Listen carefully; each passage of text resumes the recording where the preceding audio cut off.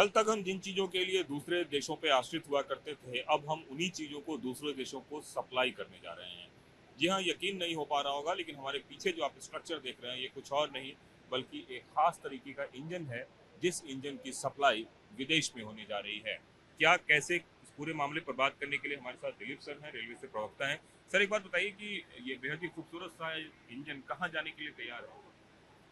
अभी हम लोग सारण जिले के मरहौरा डीजल लोकोमोटिव प्लांट में हैं और यहाँ पर एक बड़ा ऑर्डर प्राप्त हुआ है पश्चिम अफ्रीकी देश गिनी से, जहाँ पर कि 150 लोकोमोटिव का सप्लाई किया जाना है और उसी सप्लाई हेतु यह पहला लोकोमोटिव अभी बनकर के तैयार हुआ है और ये लोकोमोटिव माननीय प्रधानमंत्री जी फ्लैग ऑफ करेंगे कल और इसको गिनी गणराज्य को भेजा जाएगा। देखिए, कितने ज़्यादा ऑर्डर मिले हैं और क्या आगे भविष्य की योजना है? इस बार जो ऑर्डर मिला है वो 150 लोकोमोटिव का है। अगले 3 सालों में, पहले साल में हम लोग करीब 35 लोकोमोटिव सप्लाई करेंगे और उसके बाद अगले 3 सालों में कुल 150 लोकोमोटिव की आपूर्ति गिनी गणराज्य को की जाएगी इस प्लांट से। और भविष्य में भी जब ग्लोबल कंपटीशन के माध्यम से या ग्लोबल बिडिंग के माध्यम से ऑर्डर प्राप्त होंगे तो इस प्लांट से हम लोग लोकोमोटिव जो है विश्व के दूसरे देशों में भेज सकते हैं, यह संभावना मौजूद है। पहले इस प्लांट की जो कैपेसिटी थी वह थी 2 दिन में एक लोकोमोटिव का उत्पादन करना, मैन्युफैक्चर करना। अब यहाँ पर 3 दिन में पहले था एक, अब यहाँ पर 2 दिन में एक लोकोमोटिव बनकर के तैयार हो जाएगा। तो अपने आप में कैपेसिटी भी जो है इस प्लांट की इन्हेंस की गई है और यहाँ पर काम करने वाले लोगों की संख्या भी बढ़ाई गई है। तो निश्चित रूप से एक बहुत बड़ा बूस्टअप है ये। बिहार को कह रहे हैं कि 900 करोड़ रुपए का प्रत्यक्ष फायदा हो रहा है पूरे जीएसटी से, तो आपको लग रहा है कि इससे एक कमर्शियल मैन्युफैक्चरिंग फायदा भी बिहार को दिख रहा है?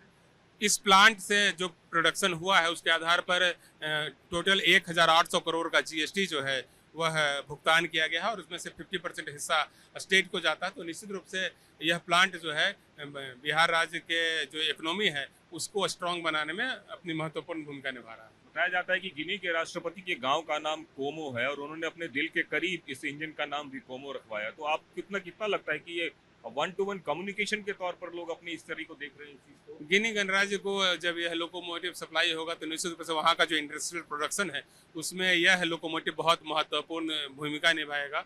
जैसी सूचना प्राप्त हुई हमें कि वहाँ पर एक ऐसी आयरन ओर की खदान मिली है जहाँ पर कि विश्व का सबसे बेहतरीन या कहीं कि one of the best iron ore प्राप्त होगा और उससे वहाँ की इकोनॉमी भी बूस्टअप होगी। तो निश्चित रूप से भारत और गिनी गणराज्य के बीच का जो कोलेब्रेशन है वह मजबूत होगा। दोनों देशों के बीच सांस्कृतिक सामाजिक संबंध है उनको भी मजबूती प्राप्त होगी। तो बहुत बेहतर एक मजबूती होगी दो देशों के बीच। और इन सब के बीच में आपको कुछ तस्वीर दिखाना चाहूँगा, जिन तस्वीरों के माध्यम से हम यह बताना चाहते हैं कि आखिरकार ये लोकोमोटिव क्यों महत्वपूर्ण है। उसकी एक बड़ी वजह ये भी है कि इसको सबसे मॉडर्न टेक्निक से बनाया गया है, पहली चीज़। दूसरी चीज़ कि बताया जा रहा है कि 75,000 किलोमीटर चलने तक में इसमें किसी भी तरह की कोई खराबी नहीं आएगी। तो ये आप समझिए कि कितना ज़्यादा महत्वपूर्ण होगा कि 75,000 किलोमीटर तक इसमें कहीं कोई दिक्कत नहीं है। इसके अलावा इस पूरे इंजन की बात करें तो 4,500 हॉर्स पावर का ये इंजन है और इससे वहाँ पे गिनी में अगर बात करें तो कोयला खदानों में इस इंजन का उपयोग किया जाएगा, जिससे कि वैगनों की ढुलाई होगी। तो तमाम तरह की खूबियों के साथ यह इंजन बनकर तैयार है और उसके साथ ही सबसे बड़ी बात, मेड इंडिया और मेड इन बिहार, जो बड़ी बात है वो है इस इंजन की खासियत। कैमरामैन राजू यादव के साथ कुमार कुंदन, TV9 भारतवर्ष, मढ़ौरा गांव, सारण।